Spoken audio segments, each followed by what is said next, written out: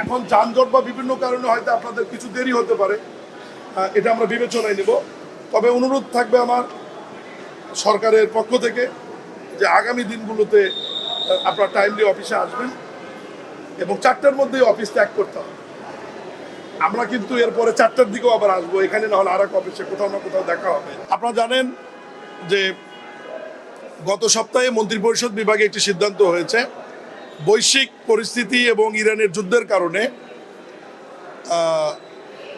জ্বালানি, বিদ্যুৎ এবং সরকারের অর্থ সাশ্রয় করবার জন্য মন্ত্রিপরিষদ বিভাগ গুরুত্বপূর্ণ কিছু সিদ্ধান্ত নিয়েছে। সিদ্ধান্তের মধ্যে 1 নম্বরে হচ্ছে যে মাননীয় প্রধানমন্ত্রী সহ মন্ত্রী পরিষদের সদস্য সচিব এবং ডিসিরা মাসে যে জ্বালানি তেল আমরা পাই সেটা আমাদের 30% এখন থেকে আমরা কম পাব।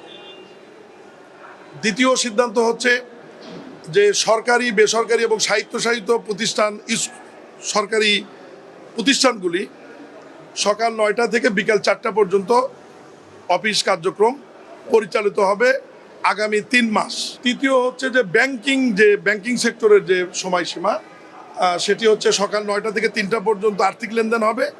এরপরে বাকি 1 ঘন্টা তাদের অন্য কর্ম শেষ করে বিকাল 4টার মধ্যে তারাও চলে যাবে। এর বাইরে এই মুহূর্তে সরকার বড় ধরনের ক্রয়কে নিরুৎসাহিত করেছে। কম্পিউটার কিনা, গাড়ি কিনা এবং নতুন এসি কিনা এবং নতুন এসি স্থাপন এর ব্যাপারে সরকার নিষেধাজ্ঞা দিয়েছে।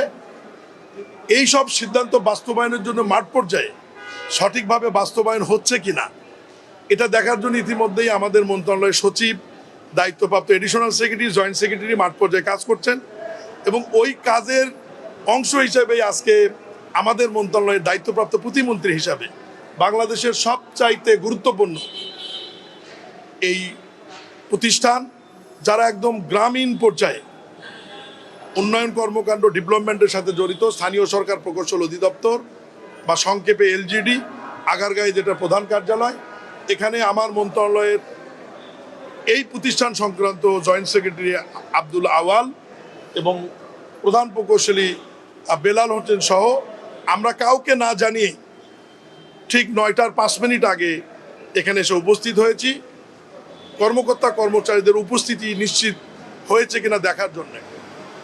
যানজট বিভিন্ন কারণে আমরা একটু সময় পরেও দেখেছি, আপনারা নিজেরাও উপস্থিত ছিলেন। বিষয়টি সম্পূর্ণ কম্পিউটারে মনিটরে ফেসের মাধ্যমে এখানে মনিটরিং করা হয়, যারা যাচ্ছে উপস্থিতিটা নিশ্চিত করা হয়।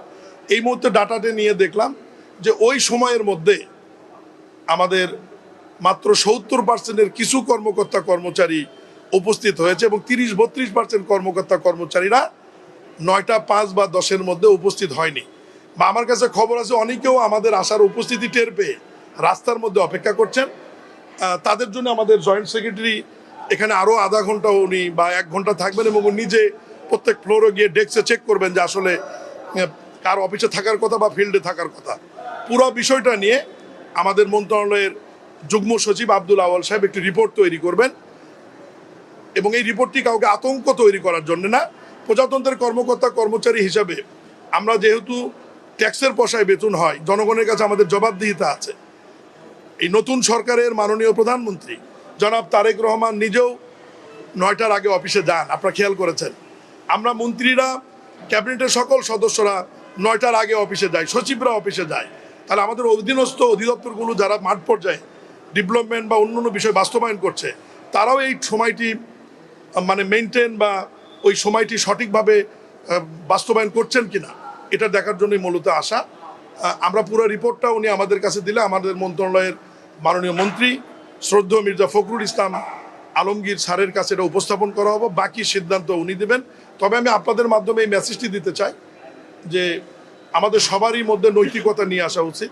আমরা যারা প্রজাতন্ত্রের কর্মকর্তা কর্মচারী যারা দায়িত্ব পালন করছি, অন্ততপক্ষে অফিস টাইমটা, রাষ্ট্রের দেওয়া যে দায়িত্বটা, এটা যেন আমরা সঠিকভাবে পালন করি। কারণ এদেশের জনগণ দীর্ঘদিন পর একটি অবাধ, সুষ্ঠু, নিরপেক্ষ নির্বাচনের মাধ্যমে বিপুল সংখ্যাগরিষ্ঠতা দিয়ে বিএনপিকে রাষ্ট্রীয় ক্ষমতায় বসিয়েছে এবং আমাদের মাননীয় প্রধানমন্ত্রী জনাব তারেক রহমান অনেক পরিশ্রম করছেন। আপনারা দেখছেন ওনার পরিশ্রম করছেন এবং অনেক প্রোটোকল উনি না নিয়ে চলাফেরা করে জাতিকে সরকারি কর্মকর্তা কর্মচারীকে একটা মেসেজ দিচ্ছেন যে আমাদের এইভাবে চললেই দেশটা আমাদের সামনের দিকে এগিয়ে যাবে। তো মাননীয় প্রধানমন্ত্রীকে আমরা সবাই সহায়তা করি এবং ওনাকে সহায়তা করবার জন্য আজকে আমাদের এই সফর বা দেখার জন্য আসা।